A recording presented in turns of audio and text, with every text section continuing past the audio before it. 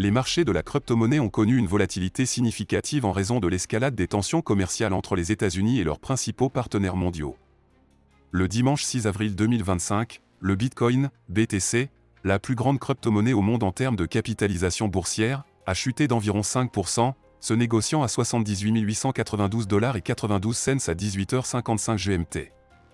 L'Ether, ETH, la deuxième crypto-monnaie la plus grande, a enregistré une baisse plus prononcée, chutant d'environ 9,62% pour atteindre 1617 $ et 65 cents pendant la même période.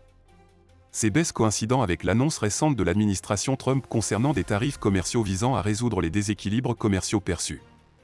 Lors d'un discours du 2 avril, le président Donald Trump a déclaré le 2 avril comme jour de la libération, introduisant un système tarifaire à deux niveaux, un tarif de base de 10% sur les importations de tous les pays, à l'exception du Canada et du Mexique, et des tarifs supplémentaires spécifiques à chaque pays ciblant environ 60 nations considérées comme pratiquant un commerce déloyal.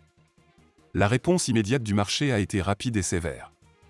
Les contrats à terme sur les actions américaines ont chuté, les contrats à terme du Dow Jones indiquant une baisse d'ouverture de plus de 800 points, soit une diminution de 2,2%.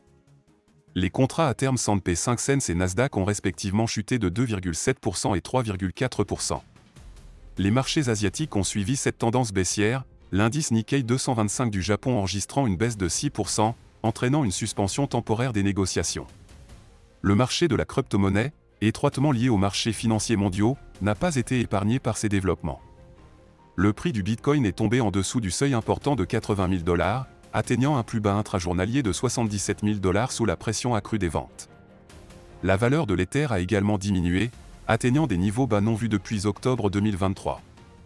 L'engagement ferme du président Trump en faveur de ces tarifs, qu'il qualifie de médicaments nécessaires pour rectifier les déséquilibres économiques, a soulevé des préoccupations concernant d'éventuelles représailles mondiales et le risque d'une guerre commerciale prolongée.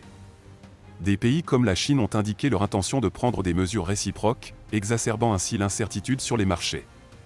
Les analystes avertissent que la sensibilité du marché des crypto-monnaies aux politiques macroéconomiques nécessite une vigilance accrue.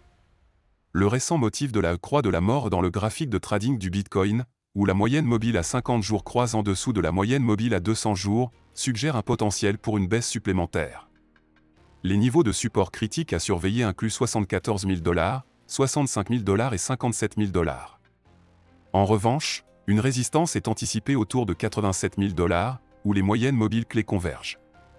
Les investisseurs sont conseillés de rester prudents, en surveillant de près l'évolution des politiques commerciales et de leurs implications économiques plus larges, car ces facteurs continuent d'influencer les valorisations des crypto-monnaies.